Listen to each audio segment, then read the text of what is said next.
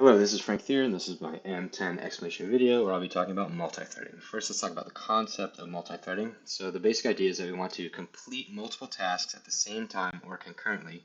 This is accomplished with the scheduling algorithm, which determines how and when threads are run with different priorities. A thread of higher priority is going to take precedence over a thread with a lower priority. This makes optimal use of our computer's resources and ensures that our program can handle many tasks at once to produce a better result for the end user. So, for example, in the case of a web browser, you can have 20 different tabs opening. If you're reading one tab, all those other ones are loading in data from different websites, different servers, and you can be reading one while that's happening. And so it just produces a much more coherent and smooth product for the end user, and that's accomplished using threads.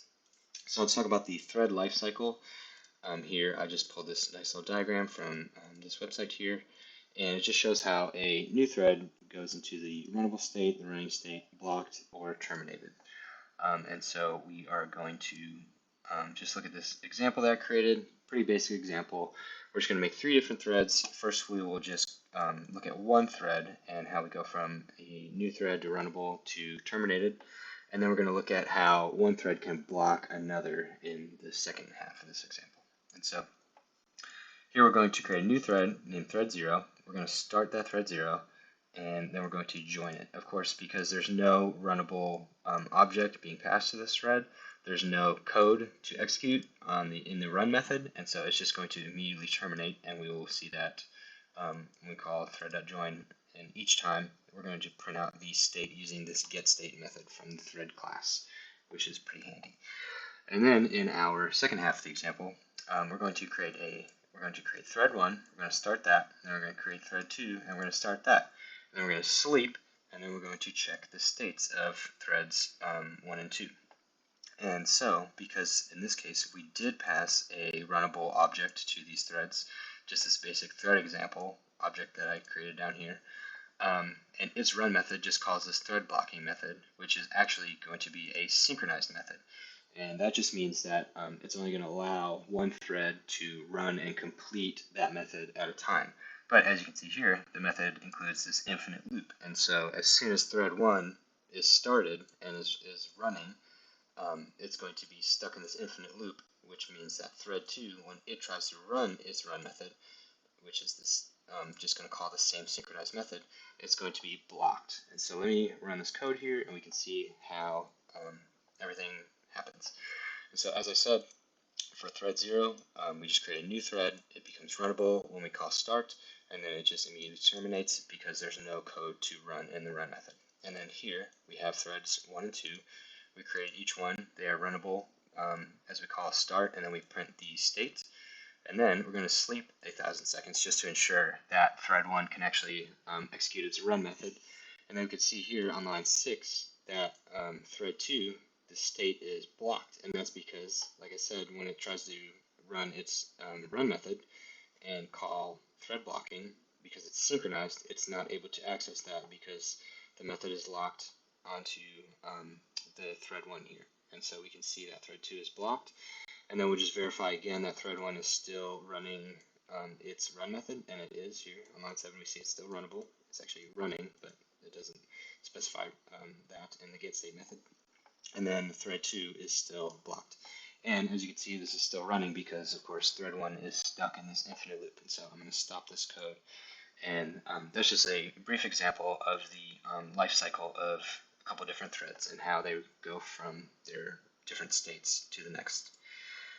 Let's talk about the synchronized method. How you synchronize is just using this synchronized keyword right here. It's just a keyword that you put in the method declaration right here. And the reason why you would want to use this is kind of like I already alluded to. If you have multiple threads accessing this method, sometimes you want to ensure that each thread can begin and end that method without another thread starting or ending the method or having access to it. So I have a much better example of that in the actual coding challenge from M10, just a multi-threading lab where we have producers and consumers. And so this last test, we were testing producing and consuming concurrently. we create 10,000 producers and 10,000 consumers, which each produce and consume 10 items, which is 100,000 items, right? And so in warehouse, I just gave it these extra integers where we're going to track how many items are produced and consumed each time the receive and ship methods are called. And so we just have these loops here that accomplish everything that we're trying to do. And at the very end, we're going to print out how many items are produced and how many items are consumed. And so because well, originally these methods are not synchronized, but I synchronized them to get the behavior that we're looking for.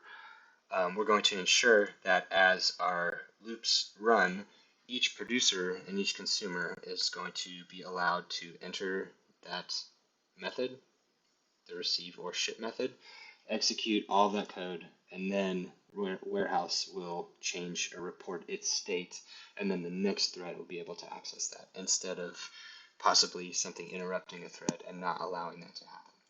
So let me run this code here, and we'll see that boom, all of these producers and consumers run and accomplish their mission, and we can see here that all 100,000 items have been produced and all 100,000 items have been consumed.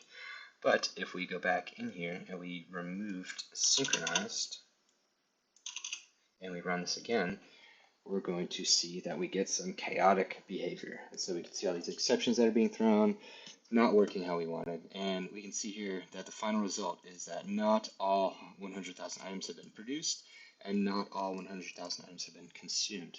And that is because we cannot guarantee that these different producer and consumer threads, right? Because each producer and consumer just extends thread, so it is a thread, an instance of thread.